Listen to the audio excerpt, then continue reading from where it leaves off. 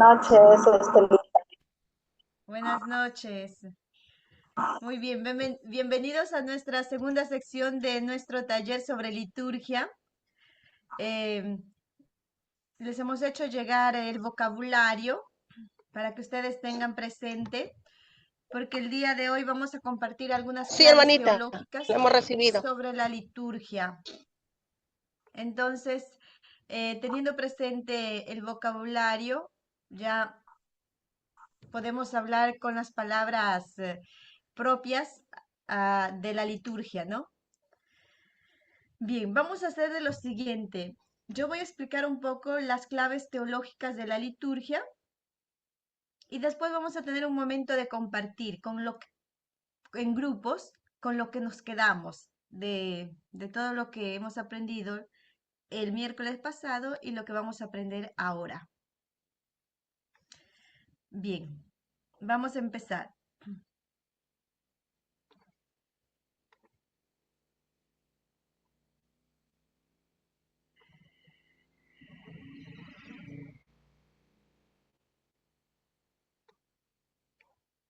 Como les decía, algunas claves teológicas. ¿Por qué decidí un poco así reflexionando hoy dedicar este miércoles para las claves teológicas? Es necesario que después del vocabulario, el vocabulario todavía se va a ampliar el próximo miércoles con otros términos y con algunas ya con profundización sobre las partes de la Eucaristía. Pero de si es necesario un poco comentar con ustedes las claves teológicas, lo que sostiene, ¿no? Lo que nosotros vamos a celebrar.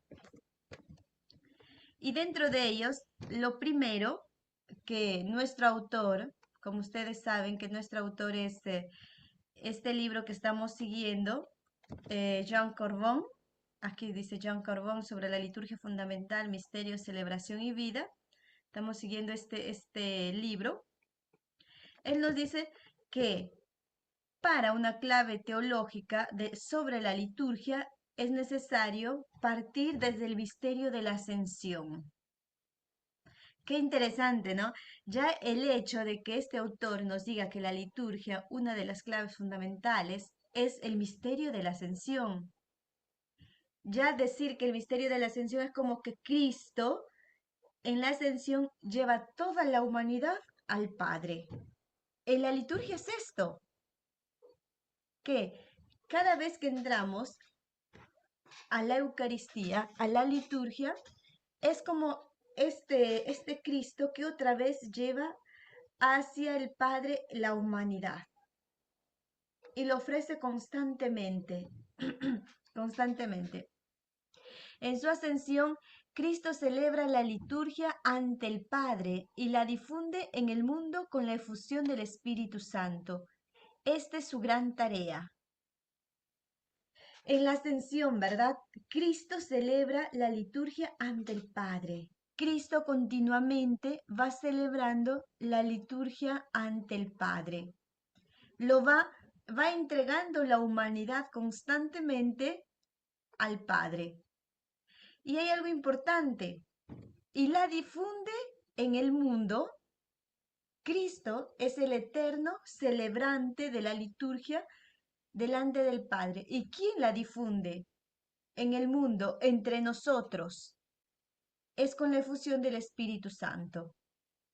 Por eso, en la liturgia, ¿quién hace presente todo el misterio de Cristo de la salvación? Es el Espíritu Santo, es el Espíritu, y esta es su gran tarea.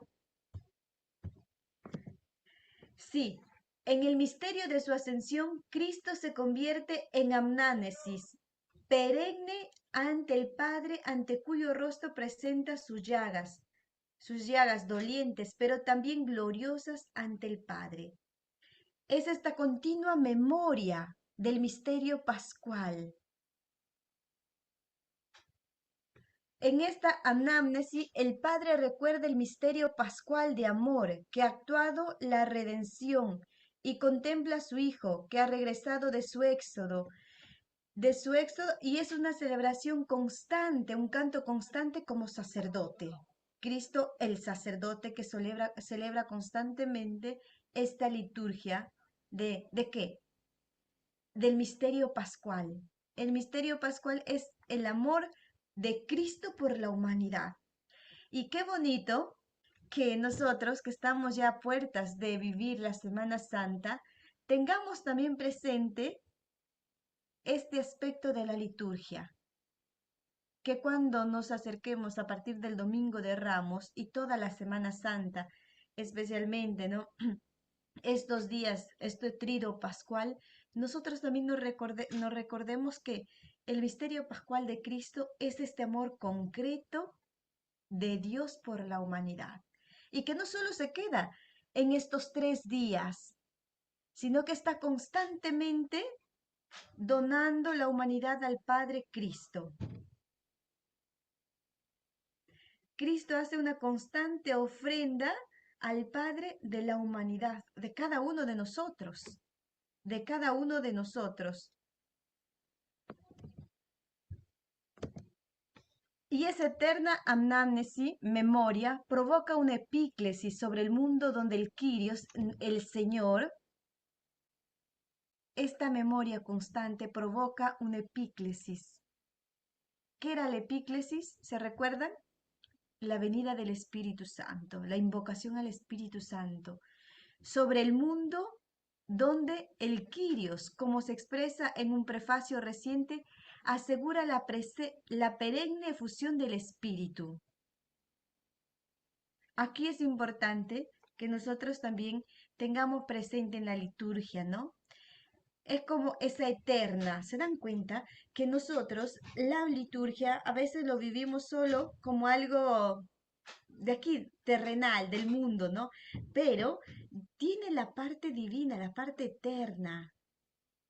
Y esto también nos hace vivir diversamente la liturgia.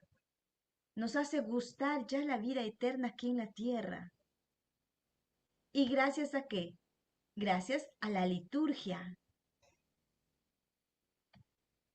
Y en un prefacio reciente asegura la perenne fusión del espíritu, la presencia propia del espíritu constantemente dentro de la liturgia, dentro de la iglesia.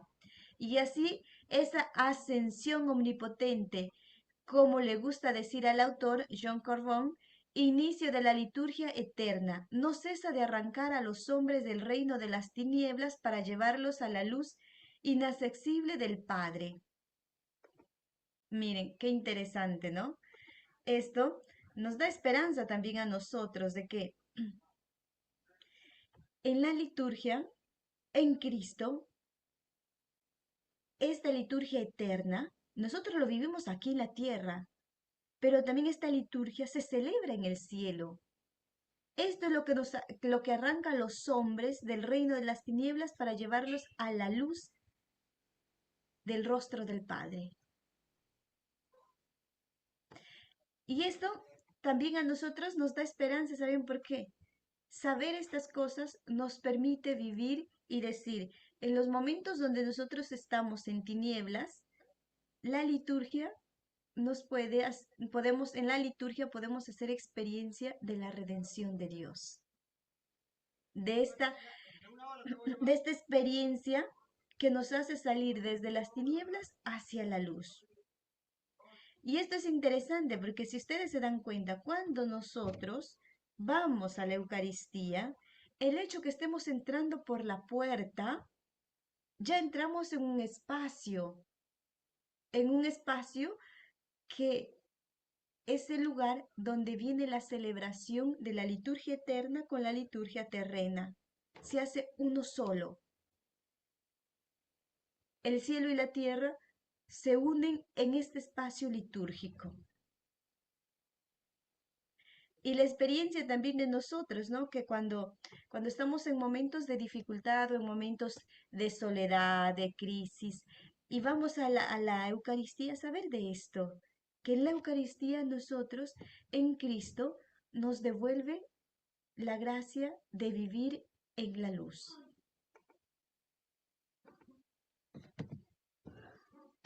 Entonces, el otro punto de la clave teológica es la liturgia. El autor, Jean Corbon, dice, el misterio envuelto en el silencio durante siglos ha caminado con los padres de la fe, los patriarcas, ¿no? Durante el tiempo de las promesas, el Antiguo Testamento. Su venida en la plenitud de los tiempos se manifiesta en la kénosis del Verbo encarnado, hasta que su evento estalla en la hora de Jesús. Como nosotros decidíamos también la vez pasada, ¿no? El miércoles pasado, que la historia de la salvación.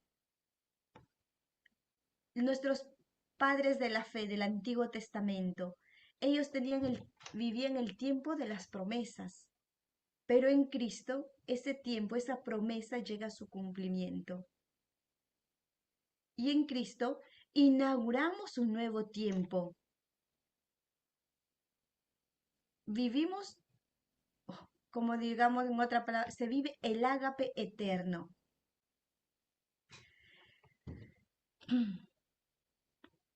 Entonces, se manifiesta en la kénosis del Verbo encarnado hasta que su evento estalle en la hora de Jesús, la cruz y la resurrección. En la cruz y la resurrección se llega a su cumplimiento. En este momento brota la liturgia. En el misterio pascual brota la liturgia, pero sin olvidar el tiempo, vamos a ponerlo, el tiempo del Antiguo Testamento. Toda esa riqueza del antiguo, de la historia de la salvación, en Cristo, en el misterio pascual, llega a su cumplimiento. De ahí, en ese espacio, en ese lugar, en esa salvación, brota la liturgia.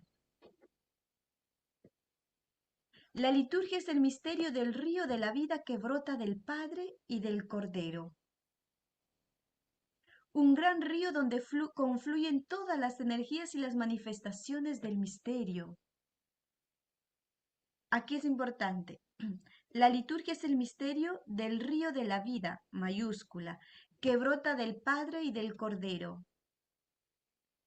Pero quien lo va actualizando, quien lo va dando vida, es el Espíritu Santo. Y esto siempre es una novedad. Cuando nosotros vamos a misas y vamos todos los días o los domingos, ejemplo, todo esto nos hace vivir el misterio pascual, pero también nos hace entrar dentro de esta fuente, de este, como dice Jean Corbon también en uno de sus puntos, dice, ¿no? Es como un pozo donde el ser humano está sediento y tiene que ir a beber del pozo que es el misterio pascual de Jesús. La liturgia es esto, es el pozo donde nosotros, digamos, nosotros, seres humanos, hijos de Dios, necesitamos ir y encontrarnos con Cristo y con los hermanos. La liturgia inaugura el tiempo de la iglesia. Propio la liturgia inaugura el tiempo de la iglesia. Conforma la misma iglesia. Supera los signos en que se expresa. Supera la eficacia que de ella se recibe. Digamos, la liturgia va más allá de los signos. ¿Por qué? Porque en la liturgia está el misterio pascual, que nosotros con los signos humanos no lo podemos expresar en su plenitud. Es mucho más. Por eso, la liturgia eterna, ¿no?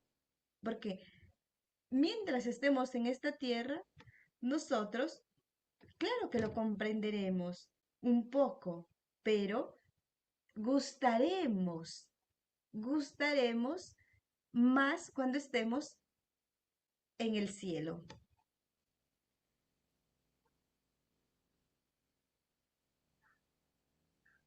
Gustaremos más cuando estemos en el cielo.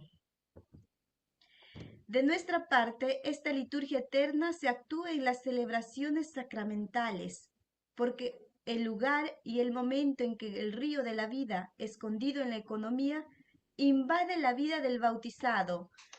Disculpen, Manuel Jiménez, por favor, ¿podrías dejar de rayar la pantalla? Gracias.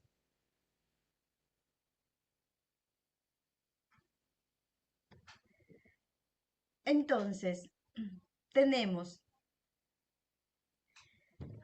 que la liturgia eterna se actúa en las celebraciones sacramentales, porque es el lugar y el momento en que el río de la vida, escondido en la economía de la salvación, invade la vida del bautizado para deificarlo. El río de la vida, ¿de qué estamos hablando? De la liturgia. Escondido en la economía de la salvación, invade la vida del bautizado, porque un bautizado, acercándose a a la liturgia, ¿qué hace? Entra dentro de este río, pero le ayuda a qué? A deificarse. Y en otras palabras más comunes para nosotros, y también es a santificarnos. Deificarnos en un lenguaje occidental es santificarnos. Santificarnos. Es cabalmente la celebración de la liturgia, obra de los sacramentos hasta hacernos vivir la transfiguración del cuerpo de Cristo. Tras la parusía, la celebración del misterio y de su vida coinciden para siempre, mientras que en el tiempo de la Iglesia, la liturgia concibe y da luz al cuerpo del Cristo total. Es gestación del todo en todos. Ahora vamos a explicar con más calma. Es obra de los sacramentos que nos hace participar, propio participar, vivir, si queremos poner en estas palabras, la transfiguración del cuerpo de Cristo. ¿Y de qué estamos hablando de la transfiguración del cuerpo de Cristo? De la Iglesia. Tras la parusía, la celebración del misterio y de su vida coinciden para siempre, porque estamos hablando ya de un Cristo resucitado, de un Cristo que ya está delante del Padre, del Cordero que vive eternamente, que ha resucitado, que está vivo. Por eso coincide, ¿no? La parusía y el misterio coinciden para siempre. Mientras que el tiempo de la Iglesia, lo que estamos viviendo, la liturgia, concibe y da luz el cuerpo del Cristo total. Porque tenemos que saber que en la encarnación, Cristo asume nuestra humanidad, menos el pecado. Asumiendo nuestra humanidad, es el que lleva hacia el Padre. ¿Y la iglesia qué hace? La iglesia, como dice, ¿no? Nos ayuda a vivir esta gestación del todo en todos, para luego nacer para el cielo. Y aquí la misión de la iglesia, ¿verdad? La misión de la iglesia de hacernos gustar la belleza de la liturgia. Este encuentro, tanto de la liturgia eterna, con la liturgia que estamos viviendo en el presente. Las celebraciones. La liturgia, por tanto, no se reduce solo a lo que nosotros celebramos, si bien está ella todo entera en cada celebración. Es una acción que pasa a través de la palabra humana de Dios, escrita en la Biblia y cantada en la iglesia, sin jamás agotarse. La liturgia no termina solo en la celebración de cada misa. La liturgia es constante, no se agota. Y mire, escuchaba a un ex seminarista, un amigo ex seminarista me decía lo siguiente, después que dejó el seminario, ya no frecuenta la iglesia, ya no va a la misa. Y me decía, es que cuando era seminarista, me he cansado de ir a la misa. Me he cansado de ir a la misa, ya lo sé de memoria todo el rito. Y yo digo, una cosa es que tú vivas la misa como algo estático, como algo que ya lo sabes o que es repetitivo. Digo, pero la misa, la liturgia es mucho más de la celebración. Hay que ver su profundidad y cada Eucaristía no es igual a la otra, porque en cada Eucaristía, en cada misa, entramos en una relación nueva con Cristo, porque es el mismo Cristo que se hace presente y que está actuando la redención del mundo y nuestra redención. Por más que nosotros sepamos los ritos de memoria, pero el modo de estar, de relacionarnos y de concebir la liturgia es nueva. Por eso, no solo se reduce propio a las celebraciones.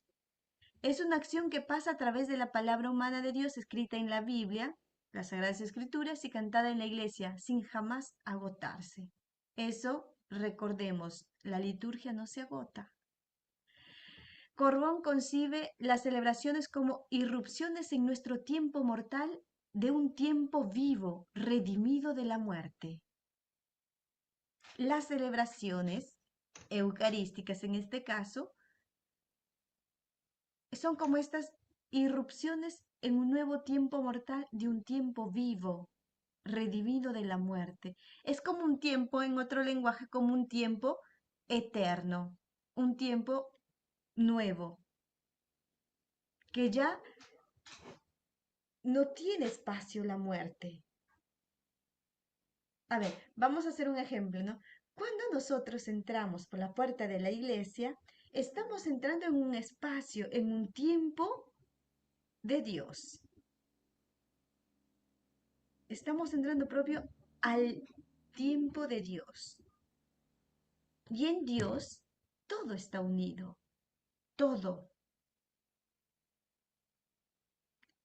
El tiempo de Dios es el tiempo que todo une, no separa. Nosotros separamos, pero Dios no. Y así, por ejemplo, el altar es el no lugar de la muerte, el origen del espacio nuevo de la resurrección, espacio abierto al Señor que viene, un espacio en espera y lleno, un espacio atraído por el reino. El altar es propio el espacio nuevo de la resurrección. Cuando se celebra, es el Señor que viene con su poder y entonces la celebración tiende con todo su dinamismo hacia la liturgia vivida, donde cada instante deviene momento de gracia. Estas celebraciones sacramentales son vivificadas y dan fruto por la liturgia celeste. Las celebraciones dan fruto justo por eso, por la liturgia celeste. Entonces, cuando nosotros, el próximo, digamos, este domingo de Ramos, contemplemos el altar, vamos a hacer experiencia que el altar ya es el espacio nuevo de la resurrección. Es el espacio que está abierto al Señor que viene. A este Maranatá, ven Señor, que te esperamos. Es un espacio en espera. ¿Qué espera? A la humanidad que se acerque. Y no, y un espacio también lleno. porque Cristo es la plenitud. Un espacio atraído por el reino. 8 son los elementos que constituyen, según el autor, una celebración: la asamblea, los ministros, el espacio, el tiempo, el canto, las acciones simbólicas, la palabra de Dios leída en la Biblia y la palabra de la iglesia pronunciada por nosotros. Los elementos que constituyen una celebración: la asamblea, el pueblo de Dios, todos nosotros, los ministros ordenados, el espacio, el que les hablaba, ¿no? El espacio dentro de la parroquia, el espacio, si queremos verlo también el espacio como el altar, el tiempo, entramos en el tiempo no cronológico, entramos en el tiempo de Dios, en otras palabras, en el tiempo eterno. El canto, importante el canto, las acciones simbólicas, esto es importante. Hoy en día se ha perdido mucho el simbolismo. Tenemos que recuperar los símbolos y su contenido.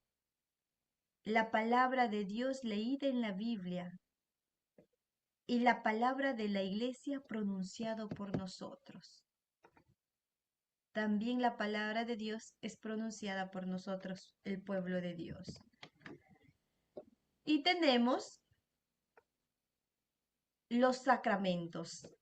En la teología de Jean Corbon, los sacramentos se conciben al modo de sinergias en el interior del cuerpo del resucitado. ¿Se recuerdan que en el vocabulario litúrgico hablábamos de la sinergia, ¿no?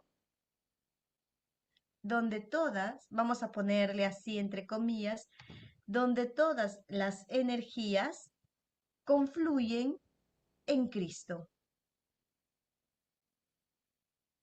Va otro lenguaje más cercano a nosotros, donde el espíritu del espíritu se unen a la de Cristo, al cuerpo de Cristo, del resucitado. Y es la liturgia en su fuente la que los transfigura en signos y les hace vivir como sinergias en ese único sacramento del cuerpo del Señor. La unidad de todos es en el cuerpo del Señor y del Cristo resucitado. Los sacramentos son momentos y lugar de la kénosis del Verbo y de la Iglesia. Miren, qué importante para nosotros comprender los sacramentos. Los sacramentos son el momento y el lugar de donarse totalmente hasta quedar vacíos del Verbo y de la Iglesia.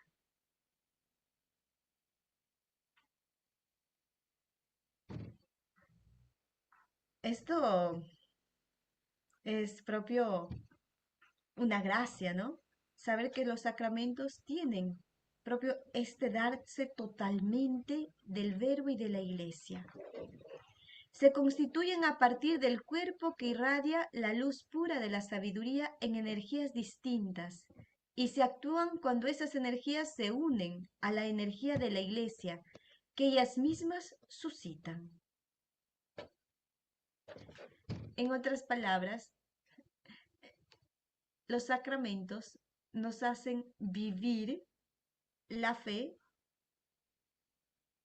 dentro de la iglesia y nos hace ser iglesia, cuerpo de Cristo, un solo cuerpo de Cristo.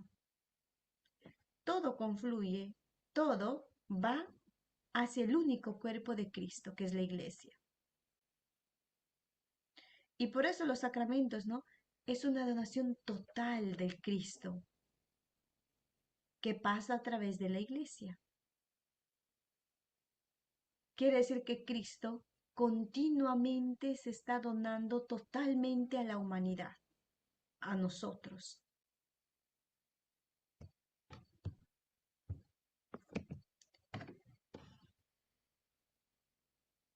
El último punto, la continuidad liturgia-vida. Sin abandonar el principio de la epíclesis y con el fin de poner de manifiesto la continuidad del binomio celebración-vida, Jean Carbon propone acudir a una mistagogía que busca el significado de una celebración partiendo del significado original de su respectiva epíclesis. El binomio celebración-vida. Lo que nosotros celebramos en la liturgia tiene que ver con nuestra propia vida, en lo que hacemos y dejamos de hacer en nuestra casa, en nuestro trabajo o lo que nosotros realicemos. Será esa misma epíclesis operante en el sacramento la que animará después la vida de los celebrantes. Miren, esto es importantísimo entender. Ejemplo, cuando nosotros vamos a la Eucaristía, a la liturgia, después que salimos, es el Espíritu, esta epíclesis, la venida del Espíritu que transforma todo.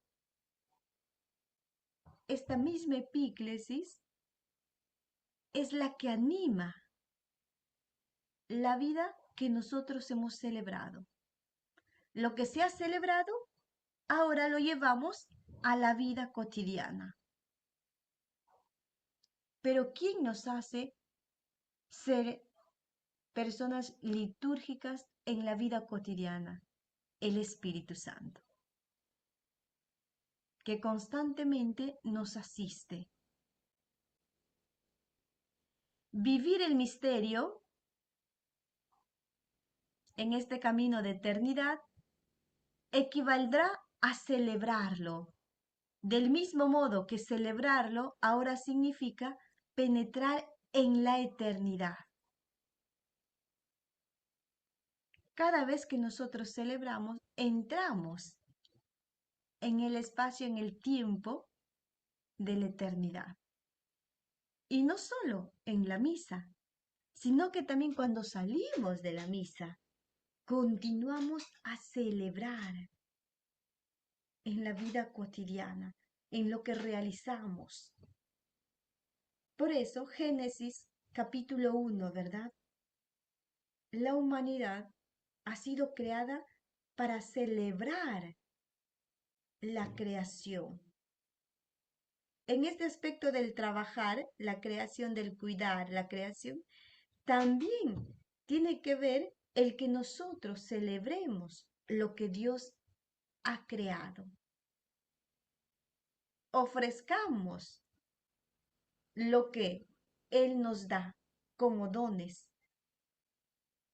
Lo ofrezcamos al autor de la vida.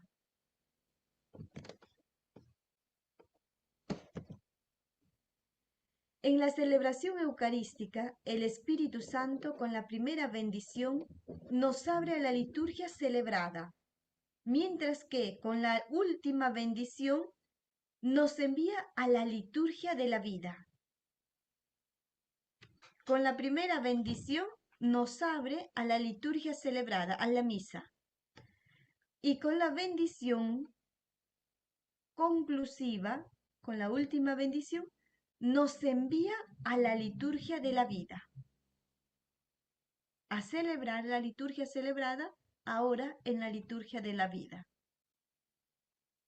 Ejemplo, cuando en nuestra familia, en nuestra casa, nosotros hacemos un gesto de amor, un gesto de bondad con alguien de nuestra familia o con un vecino o en el trabajo, estamos celebrando la liturgia de la vida.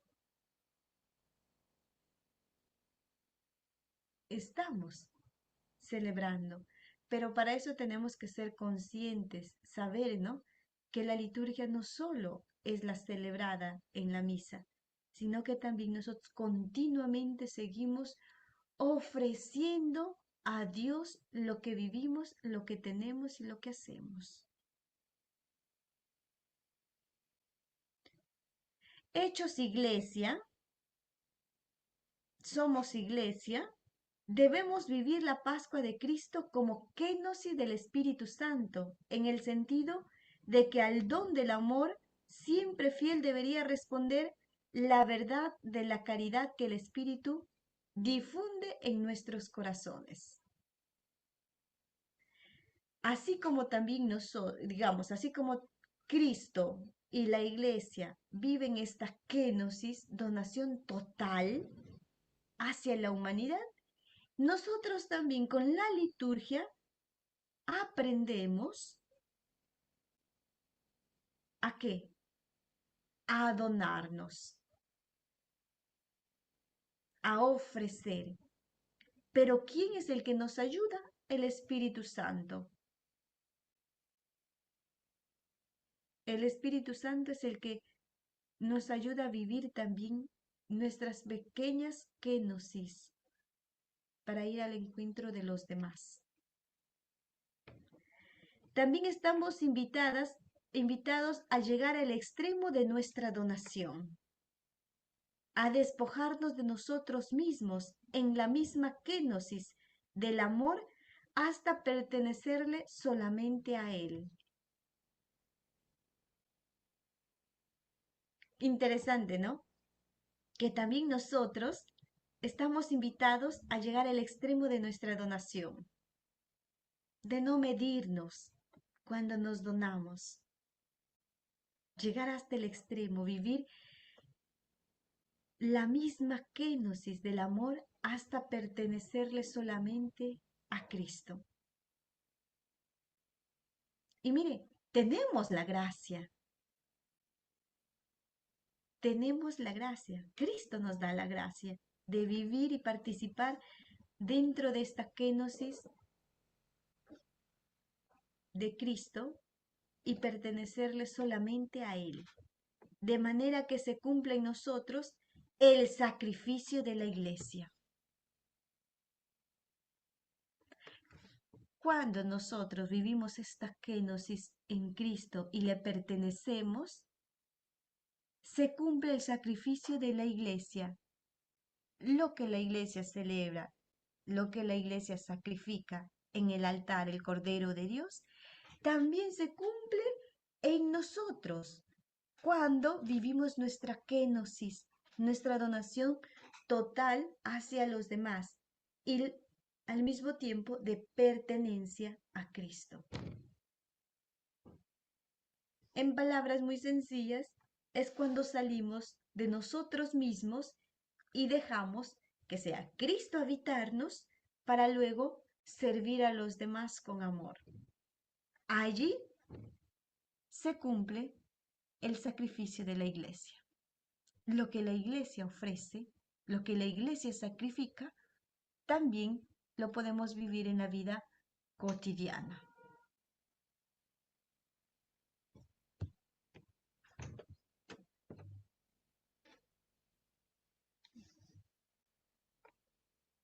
La energía transformante del Espíritu Santo se manifiesta.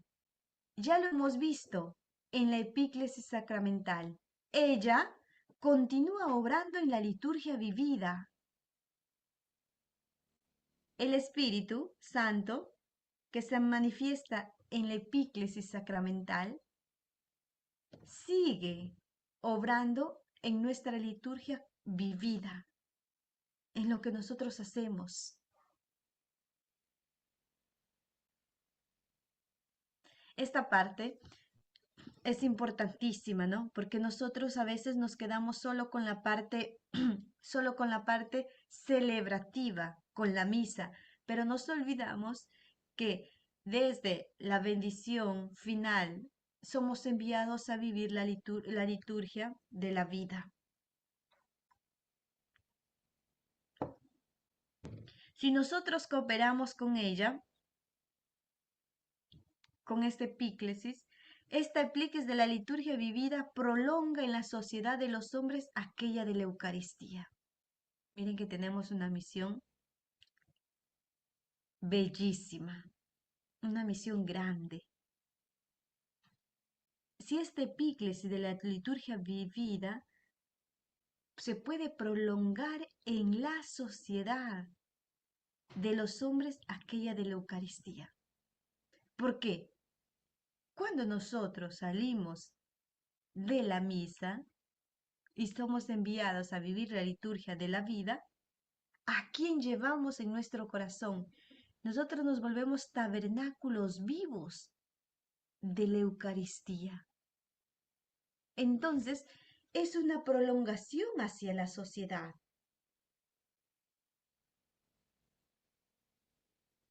Nos invita a ser presente a quien nosotros estamos llevando, a Cristo Eucaristía.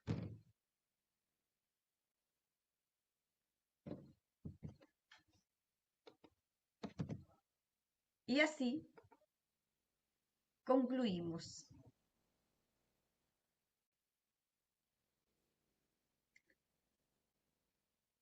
¿Qué les parece? ¿Se dejó entender? Sí, hermana. Ok. Excelente. Yo estoy un poquito confundido. Está un poquito confundido. Pueden hacer preguntas. Hermana Luzbina, ¿qué tal? La Hola. saluda Miguel. Miguel Buenas de la noches. parroquia Visitación. Sí, Hermanita, aquí hablaba usted sobre dice aquí, los sacramentos son momentos y lugar de la kenosis, del verbo y de la iglesia. sí, Eso, ¿cómo lo podríamos nosotros, representar con un ejemplo, por ejemplo? ya. Este, por Vamos a ejemplo, el utilizar, sacramento de la reconciliación, por ejemplo. ya, justamente estaba pensando en eso. El sacramento de la reconciliación. Ujú. Ahí hay una kenosis total de Cristo y de la iglesia. ¿Por qué? Cuando un penitente va a vivir el sacramento de la reconciliación,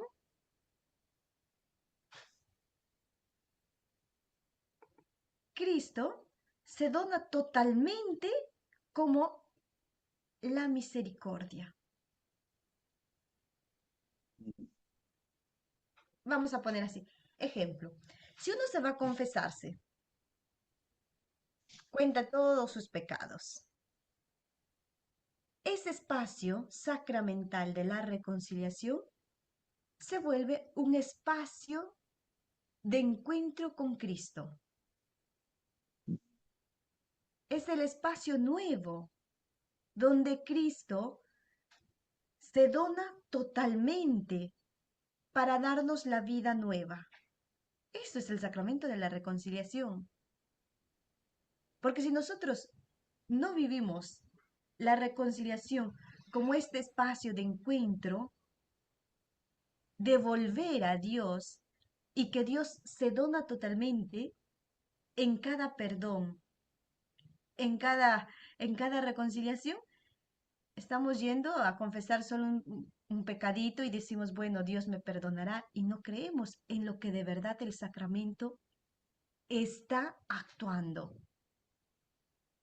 Y no solo, digamos, en Cristo vive esta kenosis, esta entrega total como el Padre misericordioso, pero también la iglesia es la que acoge nuevamente a este hijo reconciliado, a este hijo amado y perdonado. Por lo Sí. tanto, nosotros, al modo de Cristo y de la iglesia, también estamos llamados ¿a qué? A vivir una kenosis de la misericordia que hemos recibido de Dios con los demás. Mm. Hermana, una preguntita Esto es más. importante para el sacramento de la reconciliación. De verdad, el sacramento de la reconciliación es un sacramento preciosísimo, Sí, sí. importantísimo que cambiemos la mentalidad, cómo lo vivimos. Sí, gracias. La pregunta sí, Miguel. Hermanita, una más para que participen todos. Este, nosotros, para que me diga usted si está bien o no, le decimos a los padres de catequesis familiar que ellos vivan la Eucaristía en su vida normal en casa, que ellos busquen de lo que han vivido en la Eucaristía, que durante la semana lo lleven a casa y a su vida normal y a su vida ordinaria. ¿Está bien eso? Claro, eso es la liturgia de la vida, la liturgia vivida, ¿no? Hay la liturgia, la celebración litúrgica, la liturgia celebrada y la liturgia vivida. Por eso se decía, ¿no? Se dice, la epíclesis en la liturgia celebrada es la misma que acompaña y actúa en nuestra vida, en nuestra liturgia vivida. Continúa a obrar en nosotros. Nos volvemos celebrantes en la vida cotidiana. Sí, sí, está muy bien. Tenemos aquí un usuario, no sé quién es su nombre, que alzó la mano. Buenas noches. Sí, yo creo que no sale mi nombre. Soy la hermana Ruth. ¿Me escucha? Sí, Soy la hermana Ruth, de la Capilla Virgen del Rosario de la Hacienda Naranjal, de la parroquia de los Santos Arcángeles, aquí en Los Olivos y San sí. Martín. Bueno, es la primera vez que estoy, entrando. Está muy bonito, muy interesante y muy, eh, me llena de mucho conocimiento que de repente lo he visto en la misa, pero ahora me enriquece. Mi consulta es porque, por ejemplo, ¿no? En la catequesis familiar vamos a tener tantos tipos de familia como los disfuncionales, ¿no? ¿Cómo hacerlos partícipe? Algunos se sienten aislados, ¿no? Porque normalmente llegan por los niños. ¿Cómo podemos hacerlo partícipe de la Eucaristía? Ellos pueden ir a la misa, pero tal vez no pueden recibir ese sacramento tan importante para todos. ¿Cómo lo podemos, de repente, apoyar, guiar? De repente, sé que con el sacramento de la reconciliación, que es la confesión, pueden entrar, pero ¿qué pasa con los padres que todavía no se unen con el sacramento del matrimonio? ¿Cómo les podemos apoyar en ese aspecto? Me gustaría que me ayude a orientar esa parte. Ya. Esto es una pregunta interesante, ¿no? Es una pregunta que estamos intentando respondernos hace años, porque cuando son convivientes, creo que también poco a poco hablarles sobre la vocación al matrimonio, pero también el hecho de que ellos participen en la misa, ya también están acogiendo el aspecto de la fe, están viviendo, pero, como decía hermana, no pueden recibir el sacramento de la Eucaristía.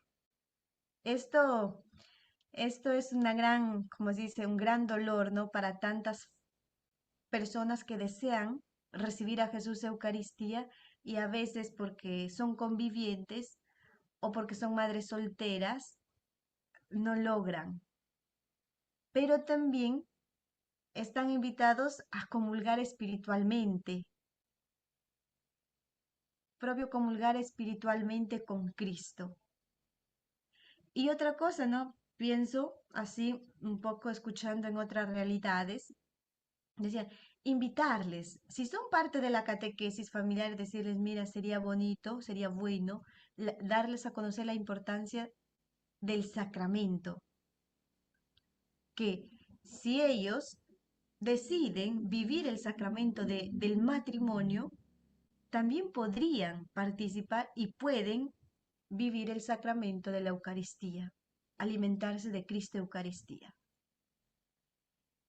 Después no sabría qué decir porque las normas de la iglesia es parte de lo que nosotros estamos viviendo, pero me atrevo a decir una de las cosas, digamos, para los casos particulares, como dice Amoris Laetitia, la alegría del amor, en los últimos capítulos, se tiene que evaluar cada caso, acompañar cada caso y ver que también las personas puedan acceder a la Eucaristía. Y para eso se requiere también el acompañamiento de los sacerdotes que conozcan lo que la Iglesia dice sobre este documento de Amoris Laetitia y nosotros como agentes pastorales ver y acompañar estas realidades. Yo estoy haciendo un trabajo justamente sobre este aspecto, sobre cómo acompañar estos casos de las personas que desean recibir la Eucaristía, pero por ciertas normas o dificultades no pueden. Pero con este documento y un acompañamiento adecuado, se puede buscar de que puedan recibir a Jesús Eucaristía. Pero para eso se requiere un acompañamiento. Gracias, hermanita, muy, muy bonita. Gracias por ese sustento que se puede brindar a los padres que vienen a catequesis. Gracias, hermana Ruth. Hermana, ¿Alguien más? hermana Almida, buenas noches. ¿Me escucha? Buenas noches, Maritza. ¿Cómo está, hermanita? Yo tengo una inquietud, ¿no? Si bien es cierto, se puede todavía, de un grupo grande de papás en el transcurso de la catequesis, pues 3 o 4 deciden llegar al matrimonio, pero ya en estos tiempos hay muchas parejas que ya no se quieren casar, pero llevan a sus niños para que se preparen para la catequesis. Entonces, ¿qué entiendo? A veces pienso, digo, de repente es un conflicto interno, ¿no? Que de repente ellos no puedan formalizarse en el matrimonio porque no pueden, si no están casados no pueden recibir la Eucaristía. Hay muchas parejas separadas, divorciadas, tampoco pueden recibir la Eucaristía. Ah, no sé, ahorita acabo de escuchar, las madres solteras tampoco pueden recibir. Bueno, esa parte no la entendí muy bien, pero ¿qué hacer en todo caso, no? Porque un padre de familia me decía a mí, la iglesia a todo le dice no, no nos da una salida. El señor estaba divorciado, pero me decía que él era muy creyente y muy católico, pero no podía, por el hecho de estar divorciado, no podía recibir el sacramento. Y me ¿Ya? dice, la iglesia está espantando a la gente y se están yendo a donde los evangélicos. ¿Por qué nos espantan en vez de acogernos? ¿Qué responder ante ello? Ya. La iglesia, sí, puede ser que espante, pero también la iglesia es sabia, es muy sabia. Nuestra madre iglesia es muy sabia. Digamos, si el señor es divorciado y vive una vida según lo que la iglesia pide, quiere decir que no tiene otra pareja, que no tiene muchas otras relaciones, se puede buscar. Por eso les decía a través de este documento, Amoris Laetitia, y que el párroco también sepa las normativas que se dan, y han salido muchos libros sobre este aspecto. No sé si he visto que aquí en el Perú muy poco hay este acompañamiento en las diócesis, en las parroquias, muy poco, que sería bueno recuperar ya que el Papa León nos ha invitado a retomar propio el documento de Amoris Laetitia, justamente porque la familia y el matrimonio está en crisis. El Papa León nos ha dicho este año volvemos a retomar este documento, la alegría del amor. Entonces, la iglesia tampoco dice no a todo. Me parece que este señor también está un poquito enojado con la vida y con la iglesia. porque no dice todo. La iglesia acoge, pero también invita a vivir en la verdad. Es así. Esto es importante porque la iglesia no puede decir todo sí, sí, sí, sí, sí, porque tiene que también ver que vamos a hacer la voluntad de Dios. Acogemos a todos. La iglesia acoge a todos, a todos.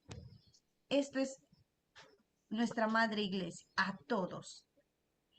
Pero también nos invita a vivir de acuerdo a nuestra fe. Y recuerden que la iglesia no lo hacen solo los obispos y los sacerdotes. El cuerpo, la iglesia que es el cuerpo de Cristo, lo hacemos todos. Todos. Propio todos.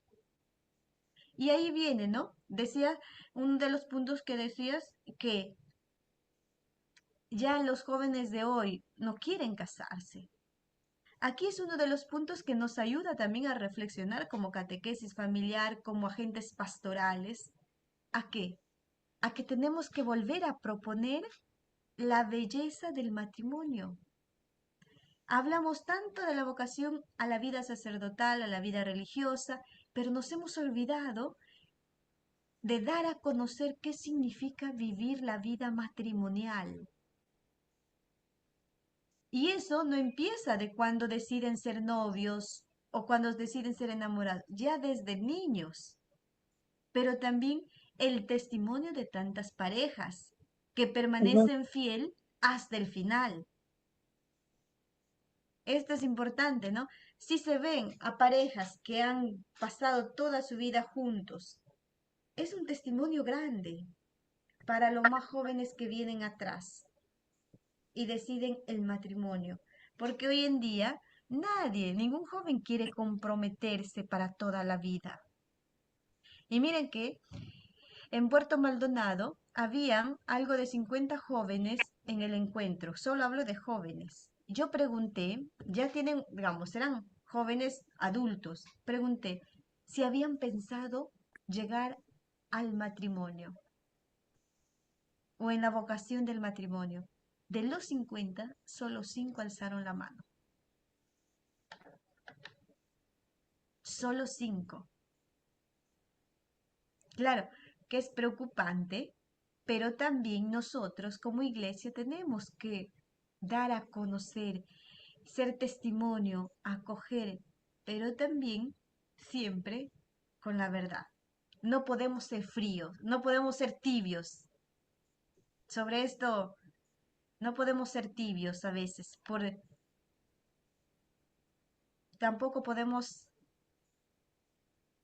aguar se dice, me viene una palabra en italiano, aguar el evangelio para adecuarnos al mundo de hoy. El evangelio permanece como está dado y se le anuncia como es. Y no se va cambiado ni adecuado a lo que el mundo nos pide, sino que entramos en diálogo con el mundo, pero también ofrecemos lo que nosotros hemos recibido.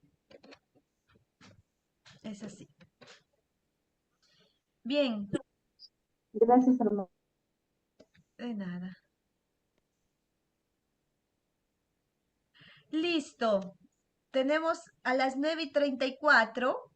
Si tienen preguntas, por favor, hagan en el grupo de WhatsApp que tenemos. Podemos interactuar también con el grupo de WhatsApp. ¿Les parece? Preguntas al grupo de WhatsApp pueden hacer y vamos dialogando sobre este tema.